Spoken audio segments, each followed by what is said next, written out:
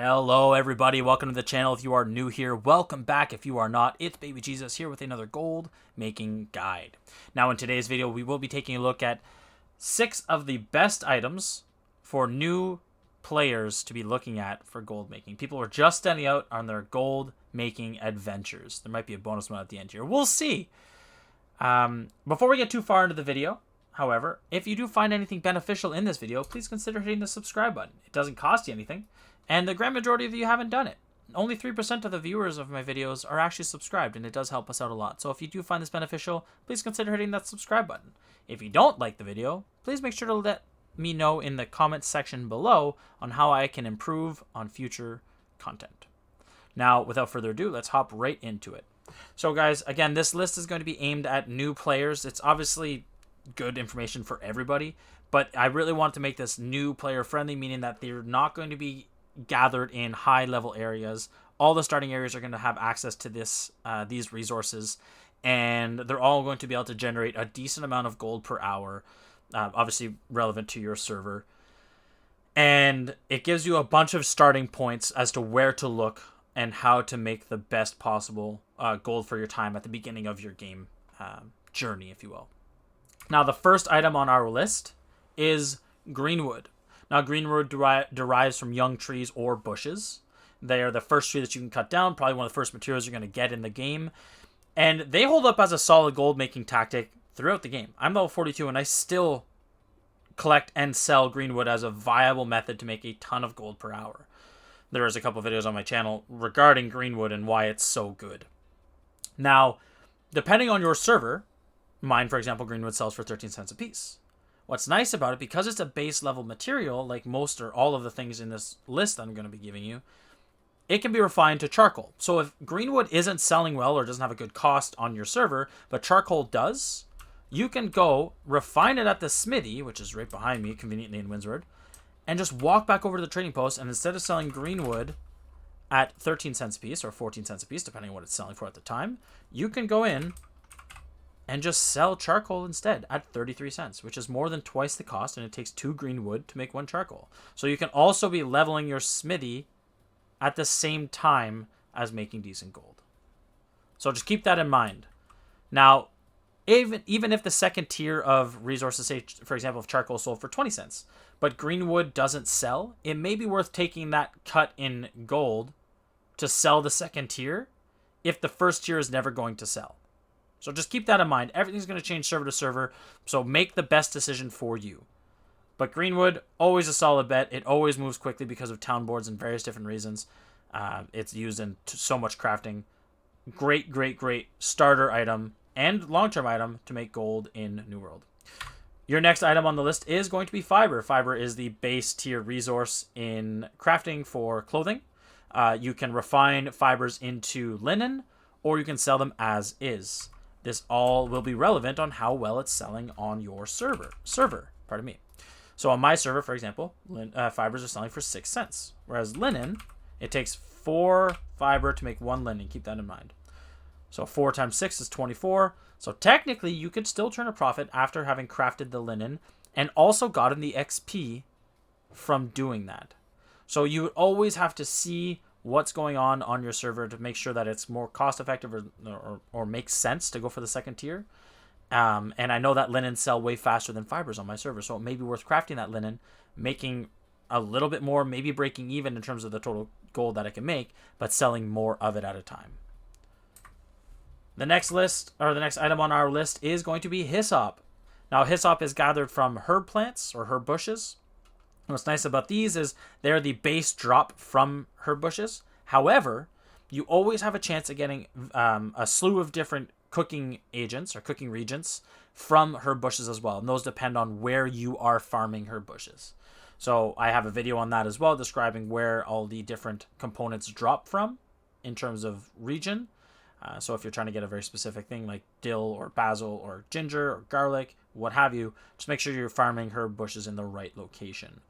Now, with the newest patch, 1.06, I believe it was, hyssop has increased in value because it's increased in utility. It is now used as an intermediate item to create something called alkahests. You use hyssop combined with water to create these alkahests. Now, again, because it's a base level, your alchemy won't need to be very high to be able to craft these. So what you're going to want to do is you're going to want to see your Hyssop here, see what the cost of Hyssop is. On my server, it's selling for about 40 cents. There you go, 39 cents. And if you want to make different alkahests, you can just come here and see what they're selling for. So there's actually no weak alkahests for sale in my server, which is very interesting. Common alkahest, you can see they're selling for 3 gold. So you always want to make sure that if you are selling or gathering the Hyssop or whatever material it may be, you are making a good choice on selling it as is, or if it's worth going to level up your relevant skill and selling it as a tier 1 or another tier of material using that base level. So again, that's going to be your options when it comes to Hyssop. You can trade it as is, or you can go make yourselves those alkahests, which sell extremely, extremely well. The next thing on our list is going to be Flint. Now, Flint itself is super interesting because it fluctuates. It's one of the most volatile things I've ever seen on my server. It's sold for over a gold and sold for a penny within a couple of days. So it is extremely volatile. It may be the same on your server. I know right now Flint is selling for, I think, 30 cents on my server. So Flint in and of itself is not insane. It's selling for 40 cents. You can make a decent amount just because of how abundant Flint is. But what's very interesting is Flint also has the potential to drop nightcrawler fishing baits or glowworm fish baits. Now, they are relevant to the time of day that you are gathering. So, night crawlers, opposite to what the name would imply, only drop from Flint during the day. And glowworm, you guys can see them here. So, these are night crawler bait. They only drop from Flint during the day. And glowworms only drop from Flint during the night. My recommendation to you, if you are using Flint as a gold-making method, is to only gather Flint at night. And the reason is, Flint in and of itself, 40 cents, not terrible. Night crawlers sell for, I think, 5 cents a piece. 10 cents, pardon me. But glowworms sell for well over $1 consistently. Sometimes they sell around $1.50 a piece. So you can supplement all of your gold. So for example, if you're gathering 1 flint at a time and you manage to get a single drop of glowworm at the same time, all of a sudden that one gather spot just made you well over 2 gold on my server. Again, all servers are different. Now, Flint is one of the only things that I wouldn't recommend refining because you're going to need other materials to go with it. So just keep that in mind. If you're gathering Flint, just gather the Flint. Don't worry about other things. The next one on our list is going to be Bulrush cobs. Now, bulrush cobs do derive from a bulrush bush. You can find them near water's edges.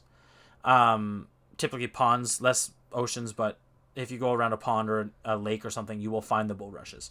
So bulrushes will drop bulrush cobs or reeds. That's the primary resource. And you also run the chance of getting firefly baits. So firefly bait is another fishing bait that you can keep for yourself. Once upon a time, they were very, very valuable. Now they are not. So don't worry about them too much. If you get them, it's a nice bonus. If you don't sweat it. What's very interesting about these, though, if you're getting bulrush cobs, these are very valuable. And you can get a lot of them in not a lot of time. So it's something to very much consider. Again, you don't need to have any level. They can be gathered from the get-go of the game. So it might be worth taking a look on your server to see if these are viable.